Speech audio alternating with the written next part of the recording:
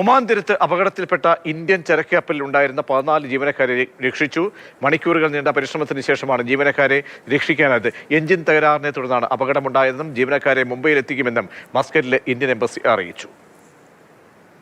ഒമാനിലെ Ras al Hadd തീരത്തുനിന്നും 80 nautical mile അകലെയാണ് ഇന്ത്യയുടെ വിരാട് വൺ എന്ന ചരക്ക് കപ്പൽ അപകടത്തിൽപ്പെട്ടത്. ചരക്ക് കപ്പൽ മുങ്ങിത്തുടങ്ങിയെന്നാണ് ഒമാനിലെ ഇന്ത്യൻ എംബസിക്ക് ലഭിച്ച ആദ്യ വിവരം.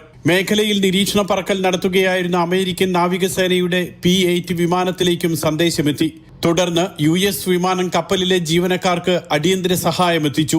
ആകാശത്തു നിന്നും ലൈഫ് ജാക്കറ്റ് ഉൾപ്പെടെ ലൈഫ് റാഫ്റ്റ് എറിഞ്ഞുകൊടുത്തു. ഇന്ത്യൻ നാവികസേന, ഒമാൻ തീരസേന എന്നിവരെല്ലാം ചേർന്നാണ് രക്ഷാപ്രവർത്തനം ഏകോപിപ്പിച്ചത്. അപകടത്തിൽപ്പെട്ട വിരാട് വണ്ണിൽ നിന്നും അകലെയല്ലാതെ ജബൽ അലി 9 എന്ന മറ്റൊരു ചരക്ക് കപ്പൽ കൂടിയുണ്ടായിരുന്നു. ഇത് അപകട സ്ഥലത്തെത്തുകയും ലൈഫ് റാഫ്റ്റിന്റെ സഹായത്തോടെ കഴിയുന്ന ജീവനക്കാരെ രക്ഷപ്പെടുത്തുകയും ചെയ്തു. ജബൽ അലി കപ്പലിൽ 14 ജീവനക്കാരെയും മുംബൈയിൽ എത്തിക്കുമെന്ന് ഇന്ത്യൻ എംബസി അറിയിച്ചു. ഹോർമൂസ് കടലിടുക്കിൽ നിന്നും 100 നോട്ടിക്കൽ മൈൽ മാത്രം അകലെയാണ് അപകടമുണ്ടായ സ്ഥലം. ഒമാൻ തീരത്ത് സമീപ ദിവസങ്ങളിൽ ഇന്ത്യൻ ചരക്കു കപ്പലുകൾക്ക് നേരെ തുടർച്ചയായി ആക്രമണങ്ങൾ ഉണ്ടായിരുന്നു. മാരിവെക്സ്, സെറ്റിബെല്ലോ, ജൽവീർ എന്നീ കപ്പലുകളാണ് കഴിഞ്ഞ ദിവസങ്ങളിൽ ആക്രമിക്കപ്പെട്ടത്. Mathrubhumi news, Dubai.